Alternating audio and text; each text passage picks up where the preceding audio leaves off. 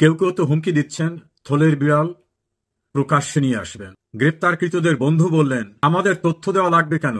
আপনাদের চোখ কি অন্ধ? আপনারা কি একবারও প্রশ্ন করেছেন যে আমাদের যে বিশাল অফিস রূপায়ণ টাওয়ারে, সেই বিশাল অফিস আমরা কিভাবে পেলাম? আমরা কিভাবে সেখানে অ্যাডভান্সের টাকা দিলাম? কিভাবে ভাড়ার টাকা দিচ্ছি? আমরা যে সম্মেলন করলাম আমাদের আত্মপ্রকাশের, সেই সম্মেলনের কোটি কোটি টাকা কোত্থেকে এলো? আমরা যে সারা দেশে ঘুরে বেড়াচ্ছি, সেখানে যে কোটি কোটি টাকা ব্যয়, সেগুলো কোত্থেকে এলো? আমরা যে হোটেল শেরাটনে বিশাল ব্যয় আমরা পরিশোধ করার চেষ্টা করছি, সেটা কোত্থেকে এলো? আমাদের যে বড় বড় গাড়িতে আমাদের নেতারা চড়ছেন, এই গাড়িগুলো কোত্থেকে এলো?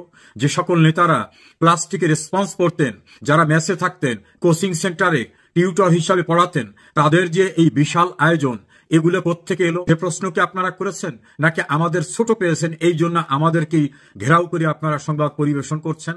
এক পর্যায়ে আলাপ আলোচনার মাঝখানে উত্তেজিত হয়ে বললেন, আমরা যদি রক্ষা না পাই, আমাদের যদি এভাবে গ্রেপ্তার হতে হয়, তাহলে আমাদের দিয়ে যে বড় বড় অ্যামাউন্টের টাকা আনানো হয়েছে, আমাদের দিয়ে যে বিভিন্ন বড় বড় প্রতিষ্ঠানকে, কোম্পানিকে ভয়ভীতি দেখানো হয়েছে, অনেক রাজনৈতিক নেতাদেরকে হুমকি দিয়ে এখান থেকে যে অর্থবিত্ত আনা হয়েছে, আমরা কিন্তু সব ফাঁস করে দেব। কেউ কেউ ছেড়ে দে মা কেঁদে বাঁচি এমন অবস্থায় প্রচণ্ডভাবে লেজে গোবরে অবস্থার মধ্যে এখন ইউনূস শিবির। এটার বহিঃপ্রকাশ ঘটেছে গুলশানে চাঁদাবাজি করতে গিয়ে তাদের কথিত বৈষম্যবিরোধী ছাত্র আন্দোলনের 5 নেতা একেবারে হাতে নাতে গ্রেপ্তার হওয়ার ঘটনা থেকে। সেই ঘটনায় তাদেরকে প্রোটেকশন দিতে তাদের মূল দল অর্থাৎ এনসিপি কেন এগিয়ে এলো না? প্রশাসন কেন তাদের উপর বিগড়ে গেল? এ সকল ঘটনায় যারা গ্রেপ্তার হয়েছেন, তাদের বন্ধুরা, তাদের সহযোগীরা তীব্র ক্ষোভ প্রকাশ করেছেন। তারা একটি অত্যন্ত জনপ্রিয় পত্রিকার গুরুত্বপূর্ণ সাংবাদিককে ফোন করে বলেছেন, এই নিউজটা নিয়ে বাড়াবাড়ি না করলে হয় না? তিনি বললেন, সমস্ত মিডিয়ায় তো নিউজটা আসছে, আমাদের একটা পত্রিকায় এটাকে বন্ধ করলে কি আপনাদের সবকিছু গোপন থাকবে? তখন পাল্টা বললেন যে আমাদেরটা ঠিক মতোই আপনারা প্রকাশ করছেন ইনিয়ে বিনিয়ে বড় করে, কিন্তু আমাদের চেয়েও বড় যারা, তাদের প্রশ্ন নিয়ে আপনারা কেন সংবাদ প্রকাশ করেন না? ওই সাংবাদিক বললেন, আপনারা তো তথ্য দেন না। জবাবে পত্রিকার সাংবাদিক বললেন যে এটা তো আমাদের বিষয় না। পাল্টা হুমকি দিয়ে বললেন, আপনারা প্রকাশ করবেন, না হলে আপনাদের অনেক পত্রিকা হাউস কিভাবে অনৈতিক সমঝোতা করেছেন সে ঘটনাও কিন্তু আমরা প্রকাশ করে দেব। অনেক সংবাদ আপনারা প্রকাশ করেন না কেন? এমনকি হত্যাকাণ্ডের সংবাদ প্রকাশ করেন না।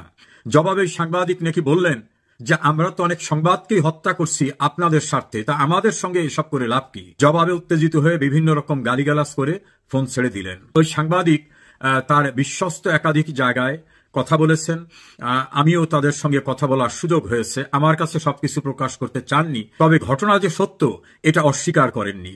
এভাবে তারা এখন থলের বিড়াল বাইরে বের করে নিয়ে আসতে চাচ্ছেন। তিনি বলছেন যে আমরা গুলশানের একটি ঘটনাকে আপনারা আমাদেরকে এমনভাবে ধরলেন, এরকম ঘটনা ধানমন্ডি, বনানী, গুলশান, বাড্ডা, উত্তরা, বিভিন্ন জায়গায় তো এরকম ঘটনা অহরহ ঘটছে। যারা অবৈধভাবে, তাদের ভাষায় অবৈধভাবে টাকা আয় করেছে, তাদের কাছ থেকে টাকা পাওয়ার জন্য আমরা তো হকদার, সেভাবেই তো আমরা তাদের কাছ থেকে টাকা পাই। আমাদের নতুন একটি যাত্রায় আমাদের টাকা লাগবে না? এরকম ভাবে তিনি জবাব দিলেন। এবং এক পর্যায়ে উত্তেজিত হয়ে তারা এ কথাও নাকি বলেছেন, খুব শিগগিরই তারা থলের বিড়াল সব প্রকাশ করে দেবেন।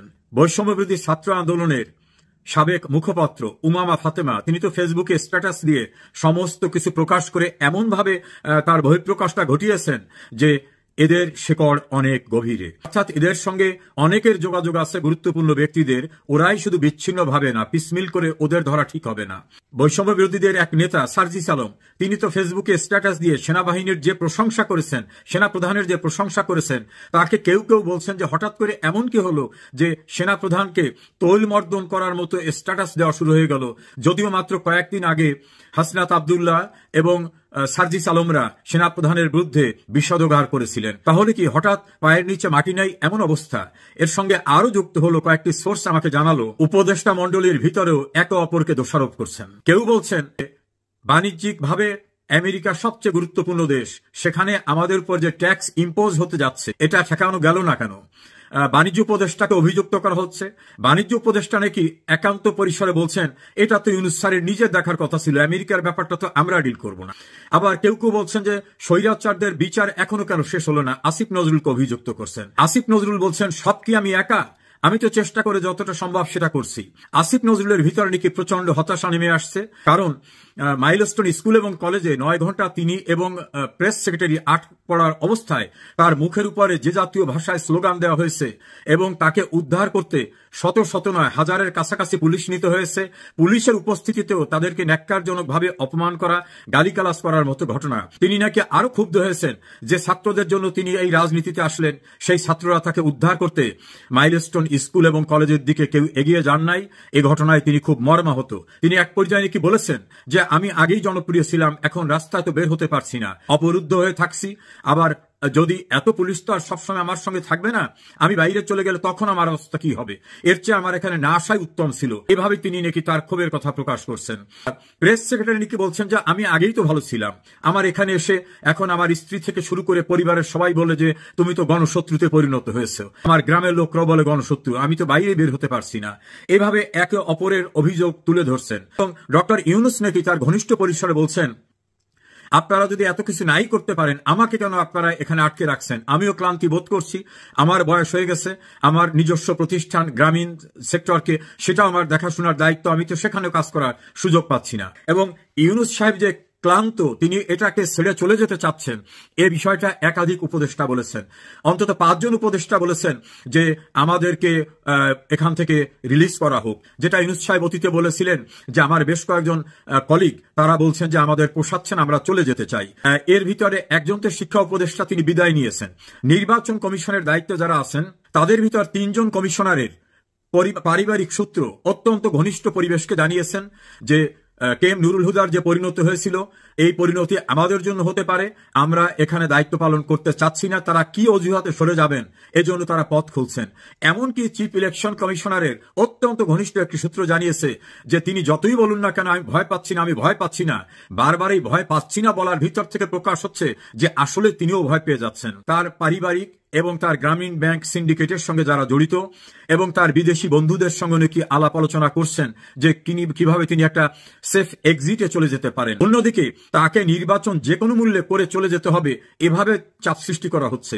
আবার জামাত ইসলামী এবং এনসিপি সহ এই ঘরানার যারা, তারা বলছেন যে কোনোভাবেই আপনি নির্বাচন দিতে যাবেন না, কারণ আমরা এখনো গুছিয়ে উঠতে পারিনি।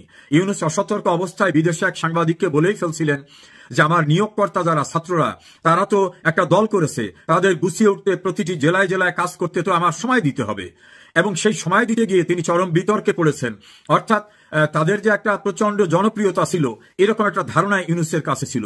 যে কোনো সময়ে অনাকাঙ্ক্ষিত একটি ভয়ঙ্কর পরিস্থিতি দৃশ্যমান হওয়ার জন্য অনেকেই অপেক্ষা করছেন এবং অনেকেই মনে করেন যে এরা চূড়ান্তভাবে ব্যর্থ হয়ে গেছে, নতুন করে ব্যর্থতার কিছু না, এরা সেফ এক্সিট নিয়ে বেরিয়ে যেতে পারবে এমন কোনো সম্ভাবনাও নাই। এমনভাবে গণমাধ্যমে যারা গুরুত্বপূর্ণ ব্যক্তি, তারাও তাদের অভিমত প্রকাশ করছেন প্রকাশ্যভাবে।